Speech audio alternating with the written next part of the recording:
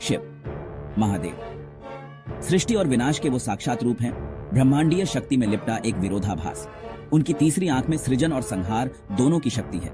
उनका तांडव नृत्य प्रकृति का ही एक रूप है। ये जीवन का पोषण भी कर सकता है और पूरी दुनिया को तबाह भी। जब शिव नाचते हैं तो ब्रह्मांड कांपता है। उनका क्रोध भले ही कम दिखे, एक ऐसा तूफान है जो अस्तित्व के ताने बाने को चकनाचूर कर सकता है। शिव जो एक तपस्वी थे, उन्हें दक्ष की बेटी सती से प्रेम हुआ। उनका मिलन विरोधों का मिलन था। यह आग और बर्फ, जुनून और शांति का मिलन था। पर उनका सुख ज्यादा दिनों तक नहीं टिका। दक्ष के अहंकार और शिव की जिद से एक तूफान उठ रहा था। दक्ष जो घमंडी और जिद्दी था, उसने एक विशाल यज्ञ का आयोजन किया। वह अपनी शक्ति का प्रदर्शन करना चाहता था। उसने सभी देवताओं को आमंत्रित किया सिवाय शिव के। यह महादेव का घोर अपमान था। सती दुखी और क्रोधित होकर अपने पिता के पास गई। उसने उनसे बहस की, अपने पति की महानता को स्वीकार करने की विनती की। दक्ष टस से मस नहीं हुआ। उसकी बेटी की मिन्नतों के आगे उसका दिल पत्थर का बना रहा। उसने शिव का अपमान किया, उनकी तपस्या और उनके तरीकों पर सवाल उठाए। सती अपने प्रिय के प्रति इस अपमान को सहन करने में असमर्थ एक कठोर कदम उठाया। उसने यज्ञ की अग्नि में आत्मदाह कर लिया। सती की मृत्यु का समाचार शिव तक बिजली की तरह पहुंचा। दुख और क्रोध की एक ऐसी लहर उठी जैसा ब्रह्मांड ने पहले कभी नहीं देखा था। वो दहाड़े उनकी गर्जना से स्वर्ग कांप गया और सृष्टि के ताने बाने फटने लगे। अपनी जटाओं से उन्होंने एक बाल तोड़ा और उसे धरती पर फेंक दिया।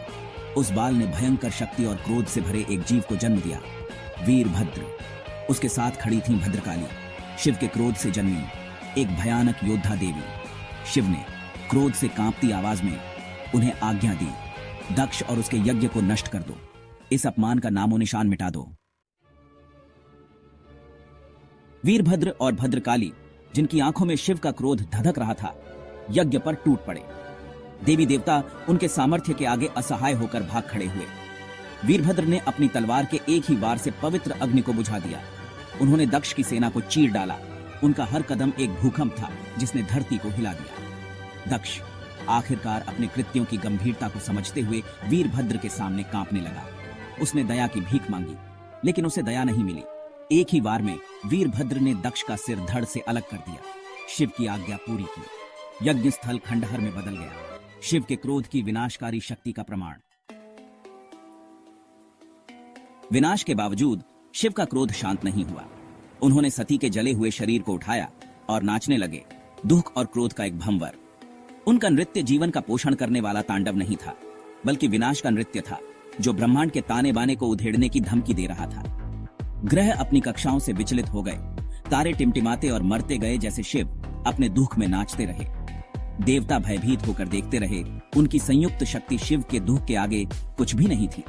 विष्णु पालनहार जानते थे कि उन्हें हस्तक्षेप करना होगा। विष्णु शिव के पास पहुंचे। उनका हृदय अपने मित्र के दर्द से भारी था। वे जानते थे कि केवल शिव ही खुद को शांत कर सकते हैं, लेकिन वे यह भी जानते थे कि अगर शिव ने अपना विनाशकारी नृत्य जारी रखा तो ब्रह्मांड नहीं बचेगा। विष्णु ने शिव से एक देवता के रूप में नहीं, बल्कि एक पिता के रूप में अपील की जो हानि के दर्द को समझता है।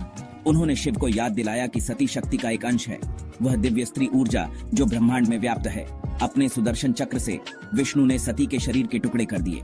जैसे ही उसके अंग धरती पर गिरे, वे पवित्र स्थलों में बदल गए, जिन्हें शक्ति पीठों के रूप में जाना जाता है, जिनमें से प्रत्येक उसकी दिव्य शक्ति के एक पहलू का प्रतीक है। शिव, जिनका दुख अब समझ से शांत हो गया था, ने अपना नृत्य रोक दिया।